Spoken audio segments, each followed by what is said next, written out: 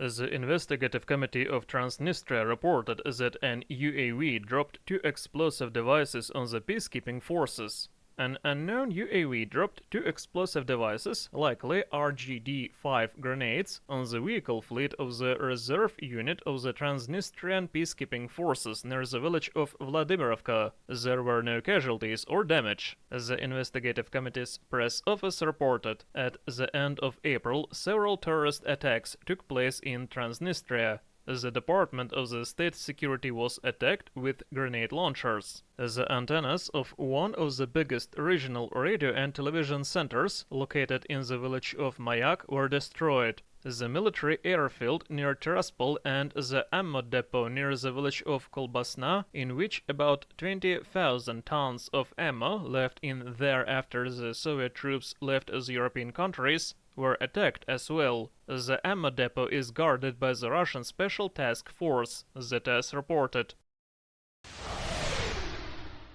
The Territorial Defense HQ of the DPR reported that a full control has been established over 229 settlements, including the towns of Zelenigai and Petrovskoye. On 6th of June, the DPR and the LPR forces, supported by the Russian forces, fully liberated 229 settlements in the DPR, including the towns of Zelenigai and Petrovskoye. The DPR HQ reported on the Telegram channel. The battles for Svetogorsk are still ongoing, the Rai News reported. The Russian Ministry of Defense reported on 6th of June that the Russian military engineering squads of the Russian airborne forces are clearing the farmlands of the liberated areas of the LPR. Requests for such work are being received daily. The only difficulty is the sheer scale of such work. The weather conditions make the job a little harder as well. However, the combat engineers of the Russian airborne troops carry out the demining work on a daily basis, as well as any other assigned work. We work in pairs for half an hour, almost every day, a serviceman from the engineering unit of the airborne forces reported.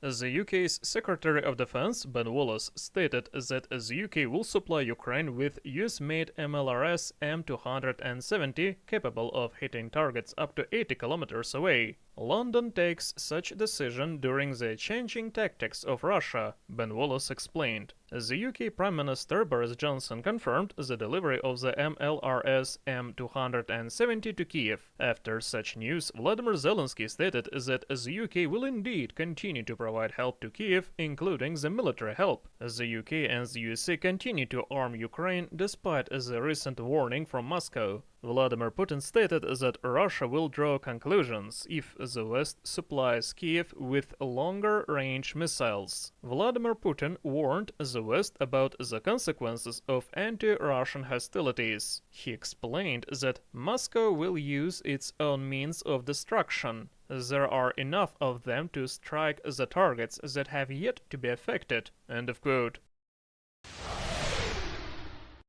A NATO fleet under the command of the USS LHD-3 Kearsarge has arrived to the port of the capital of Sweden, Stockholm. The fleet will take part in the Baltops 22 training, which takes place in the Baltic Sea from 5th to 17th of June. Aside from the representatives of the US Navy, the navies of Belgium, Bulgaria, Denmark, Estonia, France, Germany, Latvia, Lithuania, the UK, the Netherlands, Norway, Poland, Turkey, Sweden and Finland will take part in the training that includes the participation of naval and ground forces. The command of the training reported that more than 4,000 people from the naval, air and ground forces are being involved. More than 60 aircraft and 40 ships of various classes are being used as well.